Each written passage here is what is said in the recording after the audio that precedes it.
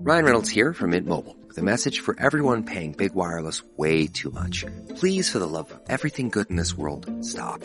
With Mint, you can get premium wireless for just $15 a month. Of course, if you enjoy overpaying, no judgments, but that's weird. Okay, one judgment. Anyway, give it a try at mintmobile.com/switch. Upfront payment of $45 for 3-month plan, equivalent to $15 per month required. Intro rate first 3 months only, then full price plan options available. Taxes and fees extra. See full terms at mintmobile.com. The Larry Kudlow Show on the Red Apple Podcast Network. You know, just on this whole subject of the Strait of Hormuz, I come back to that. Obviously very important with respect to oil prices, gasoline prices, fertilizer prices, you name it. The energy sector's important, but you're not going to see a big price drop. I'm just going to say this. You're not going to see a continuous price drop unless and until the Hormuz Strait is completely reopened. Okay, completely reopened. What we have now is probably got down by $15 or so. That's good, maybe a little more, but I don't think it's going to get any better unless we can make a deal, negotiate, or force Iran to get out of the Strait of Hormuz. They don't own it, and there should not be any fees attached to it. Anyhow, let's go to Ambassador Robert O'Brien, dear friend, former National Security Advisor. He's now the chairman of American Global Strategies. Robert, I mean, what do you think of this? There's a Hormuz story and there's an enriched uranium story. Two main American demands on Iran. There's a lot of other stories too, but those, I'm just picking those out as perhaps the top two. Did we have our ceasefire too soon, or can it be negotiated, or are we going to go back into combat? Well, Larry, happy Masters weekend to you, and yes, we're going to have to see. Iran has sent their speaker over the Strait, Baghdad Ghalibaf, who's a former Revolutionary Guard officer, to Pakistan, and he's going to face off against J.D. Vance, our vice president, who was elected by the only person other than President Trump who was elected by all the American people. So he's got a lot of gravitas and power. And he's joined by the president's best friend, Steve Witkoff, who you know well, and our friend Jared Kushner, the president's son-in-law. So it's a high-powered negotiation that's set up. The Iranians have been doing this for 3,000 years, Larry. I mean, they're very good negotiators. They're very maximalist negotiators, and they've run into a maximalist negotiator, Donald Trump, so it's going to be interesting to see what happens. You know, to set the table, the Iranians have said that they want to have all the sanctions lifted. And keep in mind, they lost the war decisively, but they've come to the ceasefire with big demands. They've demanded to be able to take tolls on the Strait of Hormuz and treat it like a canal, like the Panama Canal or the Suez Canal, and they would be the owners of the strait, and they would be able to charge $2 million a tanker and make a bunch of money doing that. They want their assets that have been frozen around the world because of terrorism unfrozen, and they want all the sanctions lifted. And they've made no concessions on the uranium issue. They now kind of, it's unclear, but they claim that the uranium is buried. It's somewhat beneath the rubble that we reduced their nuclear sites to. But again, 2 months ago they told Witkoff in Geneva that they could make 11 bombs in a matter of weeks. So it'll be interesting to see what they tell Steve. Having told him, and Jared having told him one thing in Geneva just recently, and now what they're going to tell him about this uranium today. So you're absolutely right. The strait is an issue because it affects the world economy, and the Iranians are coming with maximalist demands. And two, the nuclear materials, they're kind of taking two approaches. One, it's buried, and one, we've got it and we can make a bomb. So they're going to have to reduce, send that overseas and surrender their nuclear material. Whatever happened to unconditional surrender, which President Trump talked about 2 weeks ago, 3 weeks ago? Because, your points, the points you're making here, which are important points, valid points, does not sound like unconditional surrender to me. No, so the Iranians haven't gotten the message. Their entire military has been destroyed. But these guys are extremists. They're maximalists. They've been doing this for many years. They've been pushing American presidents around.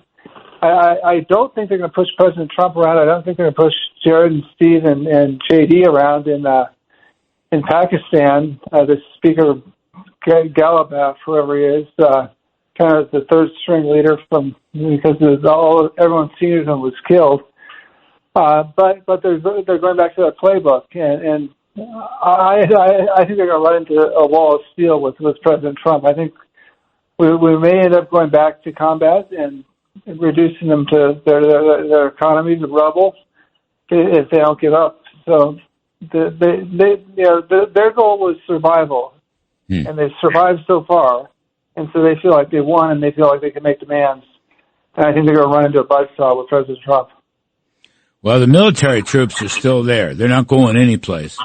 So President Trump has said if Iran doesn't behave or accede to our conditions, then combat will resume. Some people say it's going to be a hard thing to resume combat, but I don't know. I mean, if that's what the commander-in-chief wants, that's what the commander-in-chief will get, won't he? He will, because, look, Larry, there were 10,000 targets on the air tasking order. Okay, those are all military targets. President Trump took the economic targets off the air tasking list. And so he basically gave the Iranians a choice, a carrot and a stick. He said, look, I'm not going to bomb your economic engine. I want to give you a chance to rebuild. And that's the incentive to settle, to end your nuclear program, and the support of Hamas and the Houthis and Hezbollah, and in your ballistic missile program. And I'll let you keep your economy. But, so he destroyed their military. Their economy is still intact. And if they come to the table and don't turn over the nuclear material and insist on keeping the strait closed, I think they're going to lose their entire economy, because that air tasking order, there's another 10,000 items on it, and they're all economic targets, and those will be hit and they'll be destroyed in a week or two. This whole issue of Iranian money, whether it's economic targets, as you say correctly, or just this general point of Iran putting a toll on ships passing through the Strait of Hormuz, they have no such right. They don't run it in the way the Panama runs canal. By the way, I had trouble giving that up too. But in any way, I'm just suggesting I don't want Iran to have any additional money right now. Right?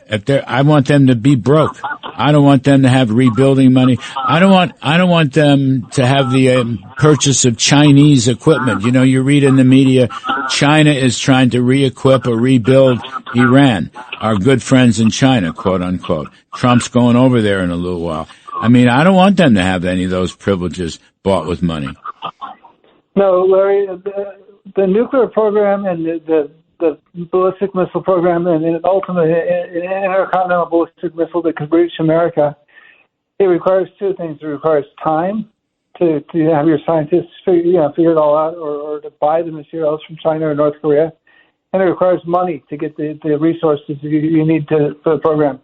So if you give the Iranians time and money, which is what they're negotiating for, they're asking for time and they want cash, they will get a nuclear program. They'll marry it up with an intercontinental ballistic missile, and then they'll hold us, they'll blackmail us or hold us at risk that they could, next time around they won't be shooting conventional missiles at Abu Dhabi or Dubai. They'll be sending a nuclear missile to New York or Los Angeles or Chicago.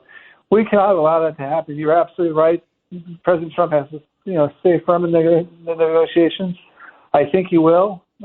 Because we can't take the risk of them having time and money, because time and money equals a nuclear weapon on a massive missile. Well, that's a good way to put it. That's a very good way to put it. I mean, basically, we're just betting. We're we're betting on President Trump to be tough. We're betting on J.D. Vance to be tough. I agree with all that. I think, if these negotiations, there's 2 weeks, Robert, maybe you can help us in the last few minutes here. There's a 2-week ceasefire. Now, this weekend, which is not quite 1 week into the ceasefire, is in Pakistan. If there's no agreement this weekend, what happens? Another week? Do they stay in Pakistan, or what? How does this play out? Well, they could, if there's progress in the negotiations, they could stay in Pakistan or leave some of the team in Pakistan to work on technical issues, and then have the principals reconvene again next week to see if they can get to a deal. Or if the negotiations are at a standstill, Jared and Steve and the vice president can come back to Washington, tell the president that there's going to be no deal, and then he may take action before the end of the ceasefire. Right. He's not. It could be less than 2 weeks, fewer than 2 weeks. He's not legally bound. I mean, this is a aspirational timeline. Mm-hmm. And if the negotiations don't go anywhere and the Iranians stick to their position now that they want a lot of money and, the regime wants to stay in power and they want to continue to fund Hezbollah, I think these negotiations could end very quickly this weekend. I mean, keep in mind something else we're not talking about is what's going on in Lebanon. Hezbollah, at the end of the Gaza situation, promised to disarm. They promised to become a political party in Lebanon and to stop holding the Israeli settlements in the northern part of Israel at risk. There's a tunnel system in southern Lebanon that rivals Gaza, and they want to do another October 7 attack from Lebanon. Hezbollah, Hamas did it from Gaza. Hezbollah wants to do it from Lebanon, and it's totally sponsored by Iran. I mean, Hezbollah is basically an Iranian army in Lebanon. And they were supposed to disarm. They didn't. The Israelis are now attacking them to enforce the disarmament and protect themselves and root out these tunnels, lock, stock, and barrel. And what are the Iranians asking for as part of the negotiations? They're asking that Israel be constrained and that the ceasefire apply to Lebanon, but they're not agreeing that Hezbollah should be disarmed. So again, they're approaching these negotiations as if they won the war. They were decisively defeated, but in some ways they've won the propaganda war because mainstream media here and legacy media just mouths the Iranian propaganda and anti-Trump, never Trump, talking points. And so the Iranians watch CNN and think that they've won the war. They were wiped out. It's what they do. As you say, they've been doing it for a long time.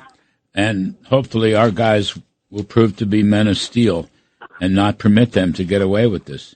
The Lebanon thing is another important point that has to be dealt with. Anyway, Robert O'Brien, former National Security Advisor in Trump 1, is now the chairman of American Global Strategies. Thank you, dear friend. Appreciate it very much. The Larry Kudlow Show on the Red Apple Podcast Network.